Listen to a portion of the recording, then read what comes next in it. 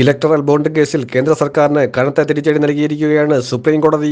Electoral bond റദ്ദാക്കണമെന്ന് supreme കോടതി വിധിച്ചു. കമ്പനി നിയമത്തിൽ ഭേദഗതി വരുത്തിയത് നിയമവിരുദ്ധമാണെന്ന് സുപ്രീം കോടതി നിരീക്ഷിച്ചു. 5-അംഗ ഭരണഘടനാ ബെഞ്ചിന്റേതാണ് വിധി. ആർട്ടിക്കിൾ 19(1)(a) പ്രകാരമുള്ള വിവരാവകാശത്തിന്റെ ലംഘനമാണ് അജ്ഞാത ഇലക്ടറൽ ബോണ്ട് പദ്ധതിയെന്ന് കോടതി വിലയിരുത്തി.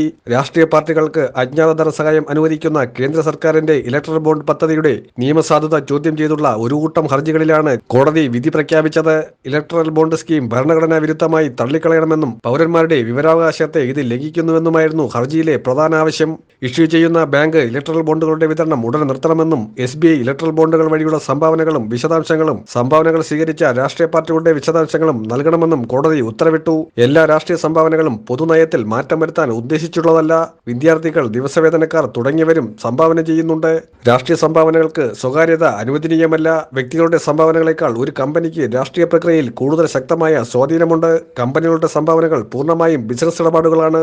കമ്പനികളെയും വ്യക്തികളെയും ഒരേപോലെ പരിഗണിക്കുന്നത് സെക്ഷൻ 182 കമ്പനി നിയമത്തിലെ ഭേദഗതി വ്യക്തമായും ഏകപക്ഷീയമാണെന്നും കോടതി പറഞ്ഞു.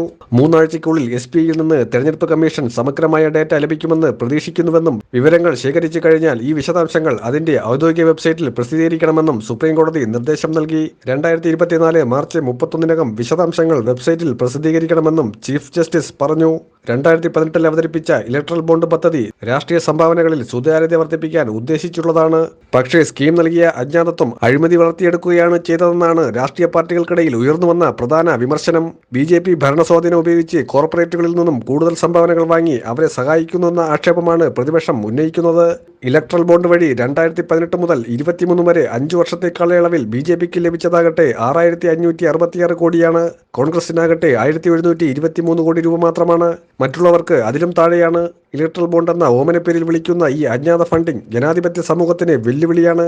കോർപ്പറേറ്റുകൾക്ക് വളം വെച്ചു കൊടുക്കുന്നതാണ് ഇതിലെ രഹസ്യ സ്വഭാവം. വൻതോതിൽ പണം വാരിയെറിഞ്ഞ് BJP ഇതര സംസ്ഥാനങ്ങളിലെ പല നേതാക്കളെയും കാലുവാരിക്കുന്നത് ഈ പണം ഉപയോഗിച്ചാണ്. തെരഞ്ഞെടുപ്പെടുത്തിരിക്കെ ഇലക്ടറൽ ബോണ്ട് റദ്ദാക്കിയത് BJPക്ക് വലിയ തിരിച്ചടിയായിരിക്കുകയാണ്. കോൺഗ്രസിന് ഇത് ഗുണം ചെയ്യുമെന്ന് രാഷ്ട്രീയ നിരീക്ഷകരും നിയമവിദഗ്ധരും പറയുന്നു.